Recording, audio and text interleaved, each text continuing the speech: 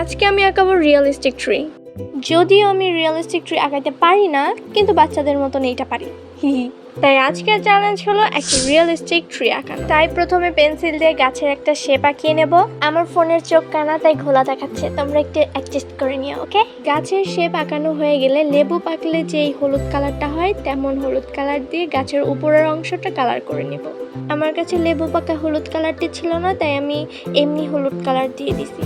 হলুদ কালারটা দেওয়া শেষ হলে টিয়া কালার দিতে হবে। এখানে আমার একটু ভুল হয়েছে, টিয়া কালারটা আর একটু লাইট দেওয়ার দরকার ছিল, কিন্তু আমি সরাসরি টিয়া কালার বসাই দিছি।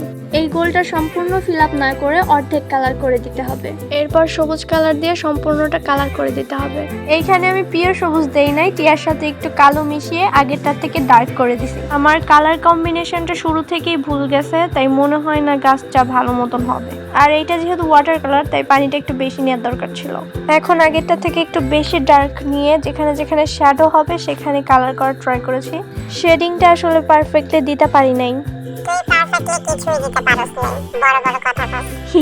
ভাব তো একটু নেয়াই লাগে। এখন ডমসের ব্রাশ পেন নিয়ে যেই জায়গাগুলো ফাঁকা আছে সেগুলো পূরণ করে দিব। এইটা দেখতে তো একদম খিচুড়ির মতন লাগতেছে, গাছের গও হয় নাই।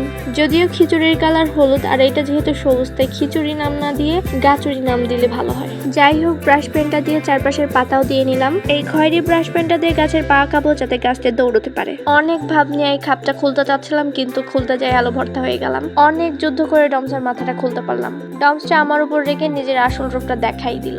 এইখানে ভাবলাম যেমন তেমন করে দিলেও কোনো প্রবলেম হবে না, পরে পানি দিয়ে ব্লেন্ড করা যাবে, কারণ এটা ওয়াটার কালার, তাই খুব ইজিলি কালারটা উঠে আসার কথা ছিল।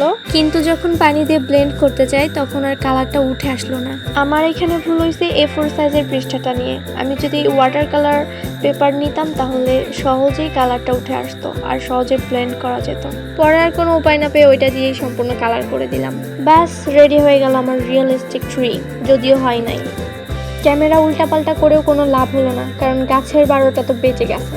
যাই হোক, আজকে এই পর্যন্তই। আবারও নতুন একটা ভিডিও নিয়ে আসবো নতুন একটা চ্যালেঞ্জের সাথে। আর আমার কাজটার জন্য একটা করে লাইক দিও। আলবিদা দোস্ত, আবার দেখা হবে।